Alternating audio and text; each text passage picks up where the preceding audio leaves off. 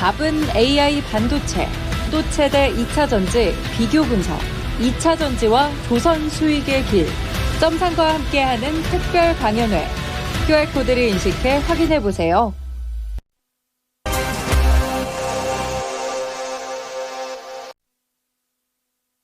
실전 매매 최고 수익일 이종복 전문가입니다. 전문가님 안녕하세요. 예, 안녕하십니까. 이종복입니다. 네, 오늘장 양대 지수 혼조 양상 가운데 소폭의 상승 기록하고 있는 모습입니다. 그럼에도 2차 전지, 로봇 반도체, 에너지 등 섹터별로는 또 양호한 흐름 눈에 띄고 있는데요. 오늘장 특징 어떻게 짚어주실 건가요? 해외 시장 양호, 국내장 양호다라고 얘기했어요. 근데 해외 시장 양호도 이게 이제 좀 살펴서 얘기를 해야 되는데,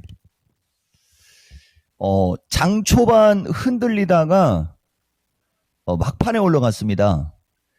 그 연준 의원들이 요새 계속 미국장 나와요. 특별한 경제 지표 없고, 지금도 나스닥 시장 분차트가 살아서 움직이죠. 처음에 미국장 시작했을 때는 연준 의원들 자체가 매파 성향이 강하고, 최근에 금리 인하 늦어지는 쪽을 부각시키다 보니까 처음에는 밀려요. 근데 이 사람들이 꼭 해주는 얘기, 인플레이션이 추가적으로 급격하게 뭐 물가 지표나 이런 게 올라가지 않을 것 같고, 금리 인상은 안 하는 게 맞을 것 같고, 그러면서 올라가거든요. 이렇게. 이게 기술적으로 우리가 특징을 얘기해 주면은 신고가는 신고가인데 이제 그러다 보니까 거래량이 이렇게 급증하지 않는 상태에서 움직여가지고 종목들의 흐름이 눈치 보기 성향이 강한 게 특징이다 정도는 내가 여러분들한테 얘기해 줄게요. 보다 보면 어제 나스닥 시장이 이게 장 열리자마자 이렇게 급락이 나온 거거든요. 근데 이렇게 급락이 나와도 이렇게 다시 올라가죠. 이런 식으로. 우리나라도 먼저 얘기해 주면, 우리나라도 지금 보면 아침에 장이 딱 시작했을 때 주가가 미국처럼 쫙 밀립니다. 이렇게. 보이시죠, 여기? 이 쫙 밀리더니 지금 또, 이종복이 방송할 때 된 것 같은데 하고서 올라가는 건 아니에요. 그래서 예, 우리나라도 지금 보면 올라가죠. 이걸 우리가 변동성이라고 해요. 이런 변동성이 나오는 게 이게 개인들한테 기회가 될 수 있어야 되는데, 이게 기회가 되는 개인들은 많지 않을 겁니다. 그래서 기본적으로 차트 좀 볼 줄 알고 뭐 이런 거 저런 거 좀 하라고 하는 건데, 어쨌든 패스하고 이러다 보니까 우리나라 시장도 이제 섹터별 종목 강세, 어제는 선별적 종목이었어요. 근데 오늘은 섹터별입니다. 이게 여러분들한테, 이런 시세판이 여러분들한테 아마 체감이 좋을 거예요. 대신 이제 욕심이 좀 있거나 비중을 많이 들어가 있는 우량주 쪽 갖고 있는 사람들은 아직도 좀 거시기 하겠지만은, 보다시피 울긋불긋하지만 반도체,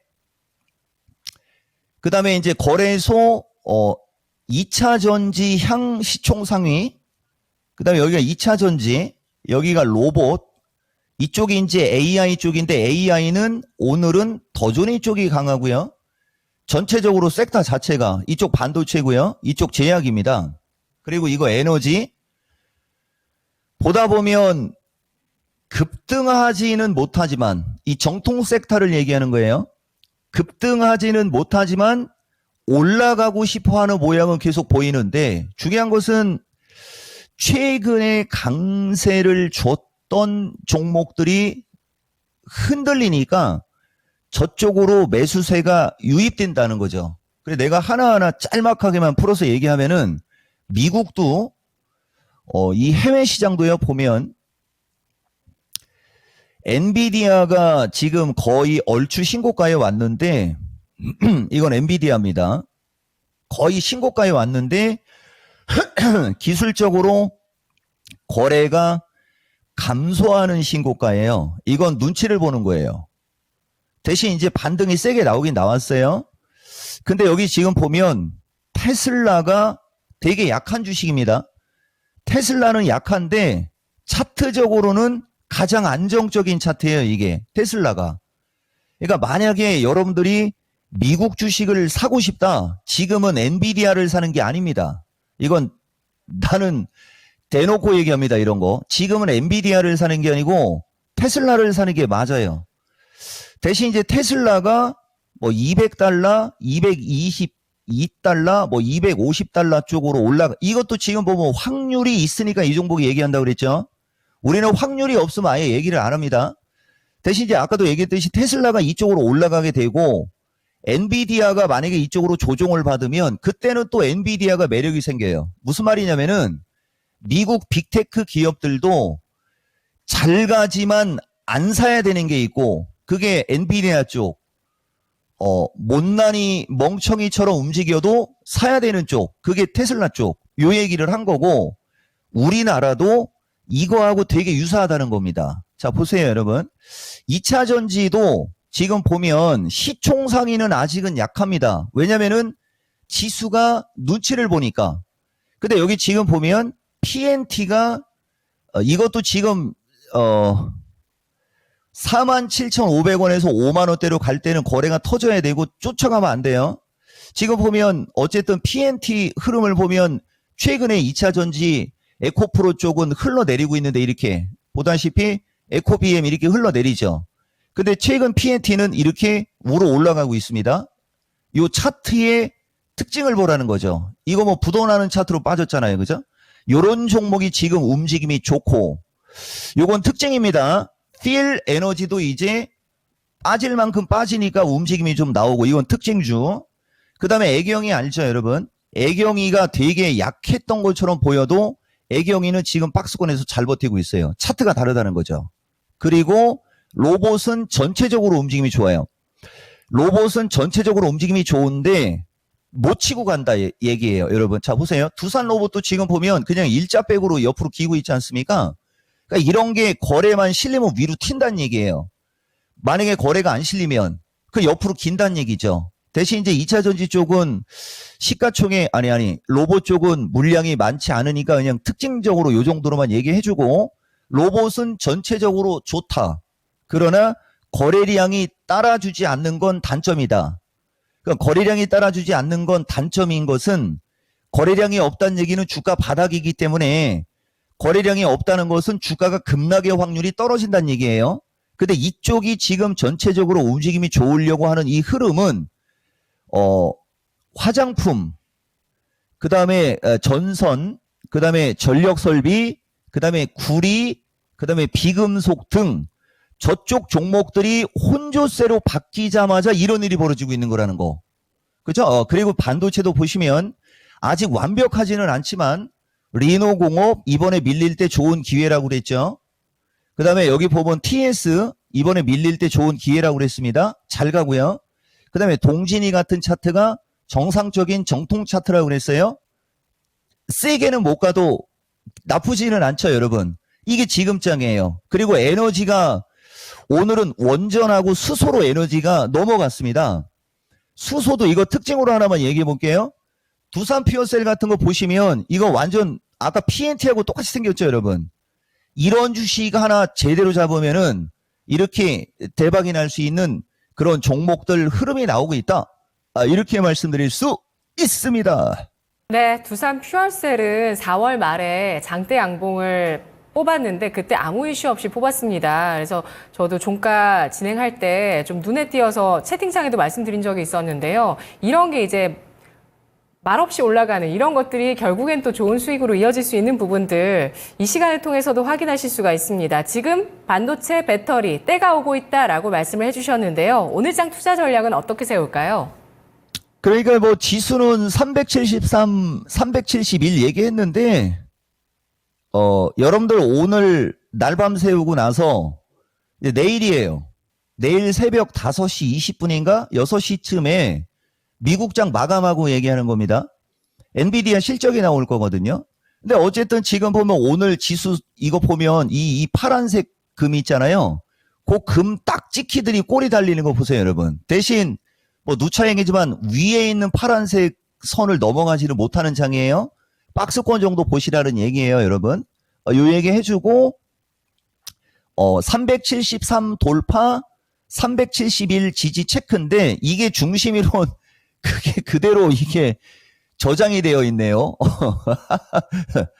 눈치껏 이렇게 슬쩍 한번 보여줍니다, 이거. 이거 진짜 엄청난 건데, 어쨌든 이 금 한번 잘 보시고요. 지수 373 돌파, 371 지지 체크의 핵심 주도주 중기관점 양호다라고 하고서 얘기해 드려볼게요. 고미란 앵커도 정확하게 이종복 방송을 찍어서 얘기한 건데, 핵심 주도주라 하면 이종복이가 얘기하는 2차전지, 반도체, 로봇, AI, 제약 등 이런 종목이에요. 그렇다고 해서 최근에 날라댕긴 전력설비나 이런 쪽이 테마성이지만은 저쪽은 업황 자체가 바뀌어 있는 거기 때문에 저쪽은 개별 종목으로 취급하면 안 돼요. 대신 원자재나 막 이런 종목들이 있지 않습니까? 비철금속 막 이런 쪽, 그런 쪽은 테마주로 분류를 하셔야 됩니다. 내가 얘기하는 핵심 주도주 중기관점 양호는 2차 전지, 반도체, 로봇, AI 등인데 이쪽은 필수적인 거예요. 그리고 그들이 다시 서서히 움직일 때가 됐다라고 얘기한 게 맞고요. 다만 지수의 부담, 그죠? 지수 신고가 전고점의 부담, 그 다음에 코스닥은 HLB 사태로 인해서 차트가 죽어 있어요. 그렇기 때문에 지수 관련 좀 시총이 높은 종목은 아직은 다소간에 세게 움직이기는 부족하다. 대신 지수가 한 차례 조정을 받거나 코스닥이 여기서 조금만 더 밀리면 엄청난 매력이 생길 겁니다. 그래서 털리지 말라고 하는 거고, 에너지 제약은 필수인데, 아니 선택적 필수, 그러니까 개별적으로 본인이 그쪽을 선호하면 할 수 있는 건데, 아까 고민한 앵커 얘기를 받아서 얘기해 줘 볼게요. 느닷없이 이렇게 바닥권에 죽어있는 주식이 갑자기 느닷없이 이렇게 거래가 터져버리면 이런 게 신호라는 거예요, 여러분. 근데 2차전지 대형주는 저렇게 느닷없이 거래가 실리는 게 없잖아요.